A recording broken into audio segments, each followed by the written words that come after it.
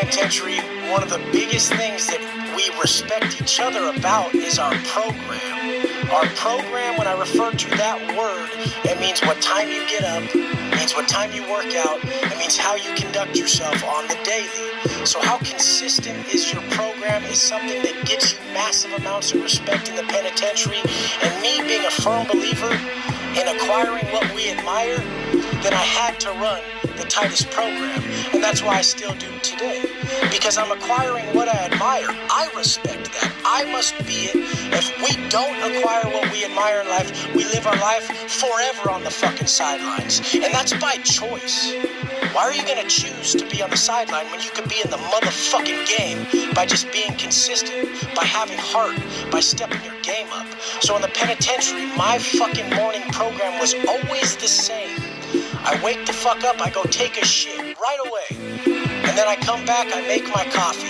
I sit there, I drink my coffee, I turn on some music I like, I read my quotes or a book that I'm really into, something that inhibits growth.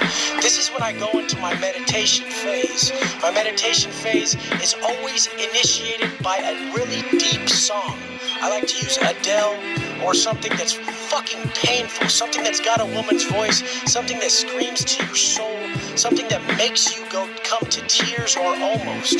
This is how you fucking learn to suffer willingly.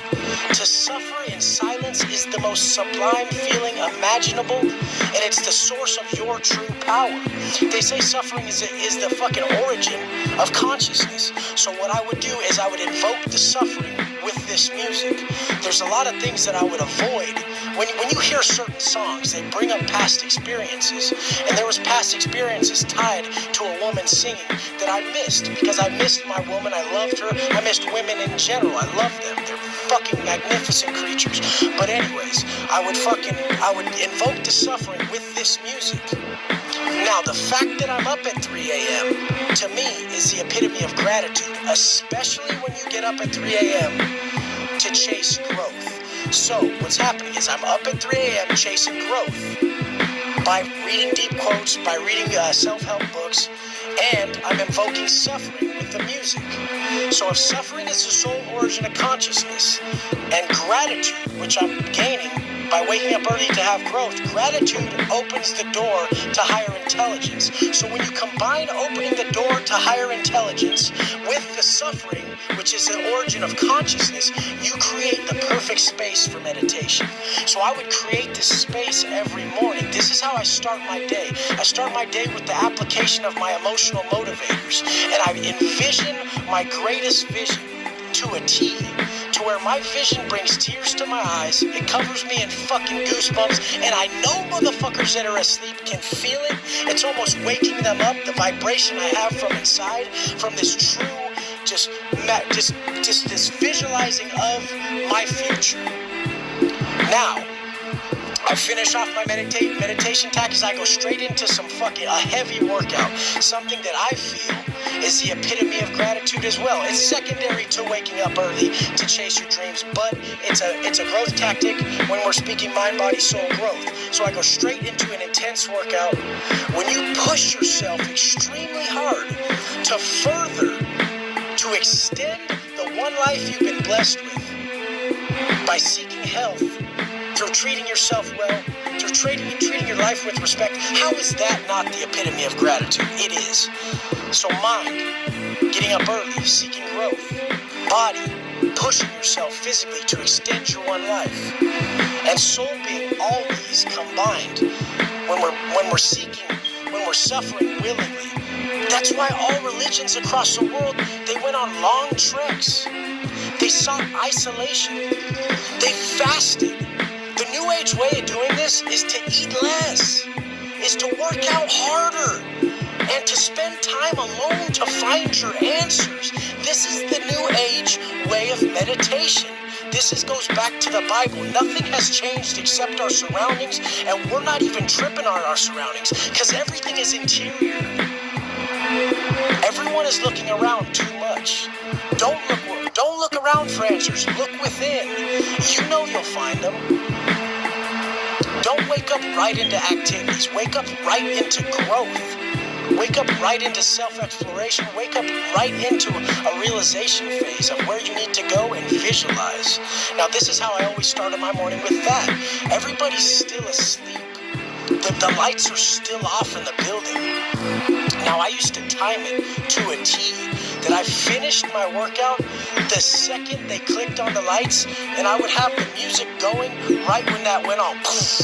And I would fucking just let it empower me that I was so intense and ingrained in these details, these minute details that strengthen you to adhere to the second, the minute, on everyone. So I've been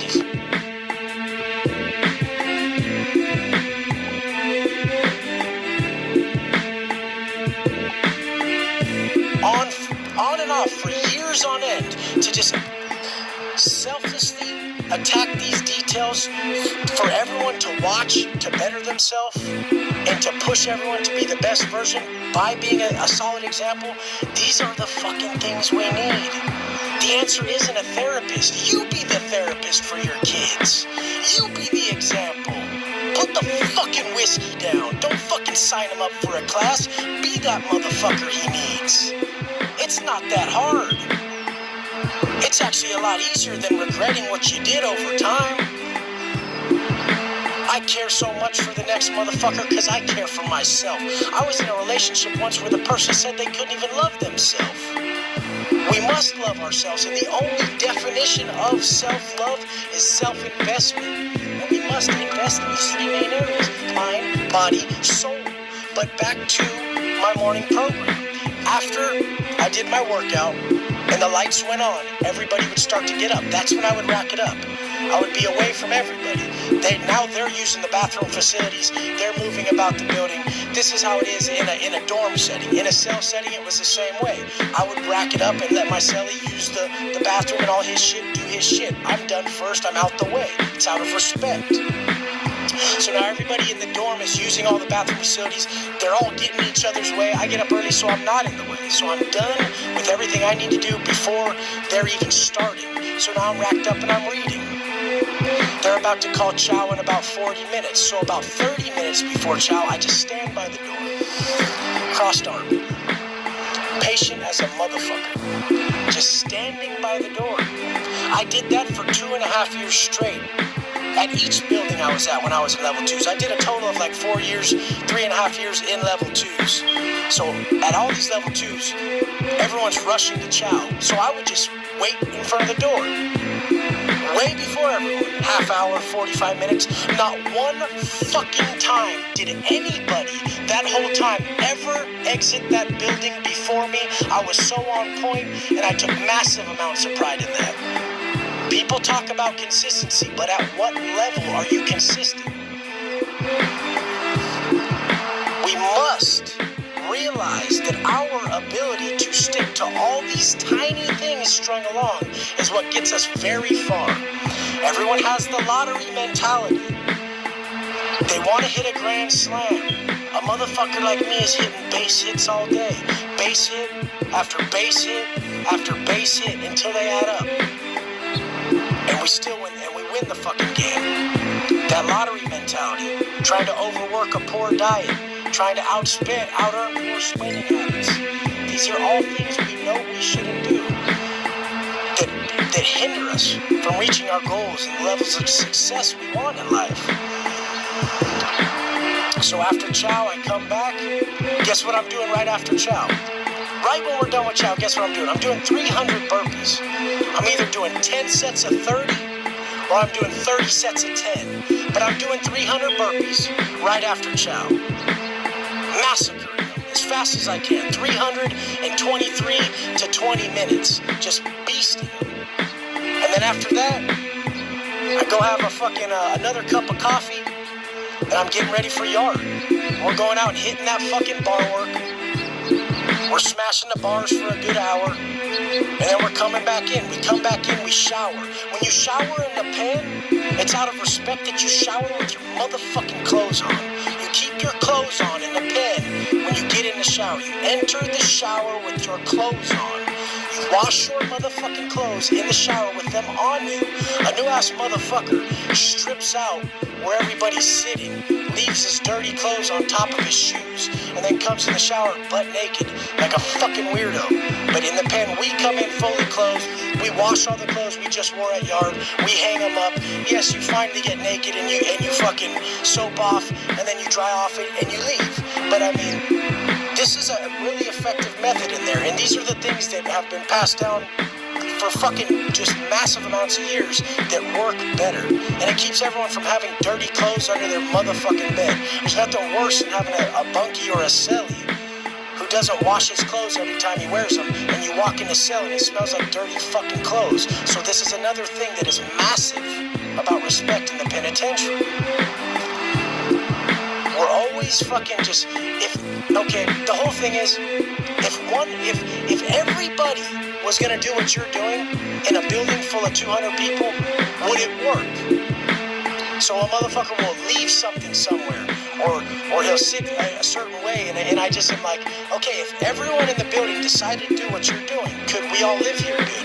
And they're like, but everyone's not doing it, so you can't, motherfucker. This is the way I always let everything. If everybody can't do it, you can't do it, you're not special. Now, in the fucking penitentiary, you're always gonna be putting your best foot forward. I was in a spot one time, a level 4, and I had just got there, and the back of my shoe slid down. The back of my shoe. I didn't even have package shoes yet. I just had some state shoes, and the back of it was slid down. The fool who had the spot came up to me hot as fuck. Hot as fuck. He said, Wes, we wear our shoes. Are you white? I said, what the fuck? And he's like, are you fucking white? Can you put your motherfucking shoes on? Because other races, they'll step on the back of their shoe. They'll wear their shoe like a flip-flop almost. And we don't. We put our shoes on, so we're ready to get busy. But I thought that was so fucking crazy that he came up to me and got at me foul because the back of my shoe slid down. And this was someone who you didn't talk to out of context, and he wasn't talking to me out of context. He was showing me respect. He was putting me on game. I was new.